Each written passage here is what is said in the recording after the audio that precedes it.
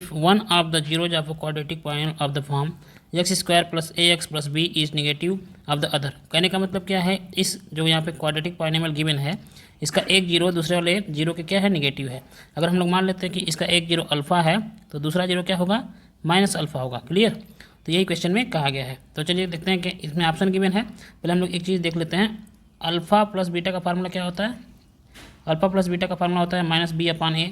यहाँ जो अल्फ़ा है वो अल्फ़ा है और बीटा हमारा मतलब दूसरा जो जीरो है इसका वो माइनस अल्फ़ा होगा। तो यहाँ लिख सकते हैं alpha plus minus alpha is equal to b की वैल्यू कितनी है, इसमें देखिए ध्यान से, बी की वैल्यू है माइनस ए और ए की वैल्यू है 1। ठीक है, तो ये तो आ गया हमारा जीरो, तो यानी जीरो इज इक्वल टू कितना आ गया, माइनस ए, यानी ए इज इक्वल टू कितना आ गया, जीरो।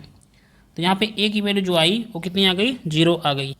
तो यहाँ पे ए की वैल्यू कितनी आ गई, जीरो। अब ध्यान से अगर देखते हैं, ध्यान से अगर इसको देखिए, ये यही इस क्वाड्रेटिक पॉलिनोमियल में लीनियर टर्म था, लीनियर टर्म था, एक्स पावर कितना है 1, तो इसको लीनियर टर्म बोलते हैं। तो जब ए की ही वैल्यू जीरो हो गई तो इसका मतलब ए एक्स का भी वैल्यू कितना हो जाएगा, जीरो हो जाएगा। इसका मतलब इसमें कोई भी लीनियर टर्म नहीं होगा। तो ये वाला ऑप्शन सही है, S has no linear term, इसमें भी है और इसमें भी है। अभी कंफर्म नहीं हुआ कि दोनों में से कौन होगा। ठीक है, तो देखते हैं आगे। और हमारा फार्मूला होता है क्या है, alpha into beta is equal to क्या होता है, सी अपान ए। क्लियर, अल्फ़ा लिख दिया और बीटा की जगह लिख दिया minus alpha is equal to C की वैल्यू इसमें कितना है, क्वाड्रेटिक पॉलिनोमियल में बी है तो बी अपान 1 हो जाएगा। और ये आ गया minus alpha square is equal to b. इसको लिख सकते हैं alpha square is equal to minus b. अब ध्यान से अगर देखें तो यहाँ पे जो अल्फ़ा स्क्वायर है ये हमेशा क्या होगा, पॉजिटिव होगा। अल्फ़ा स्क्वायर जो है वो हमेशा पॉजिटिव होगा, लेकिन यहाँ पे जो वैल्यू आई है वो तो निगेटिव है। और हम जानते हैं किसी भी नंबर का स्क्वायर करेंगे तो कभी निगेटिव आ ही नहीं सकता।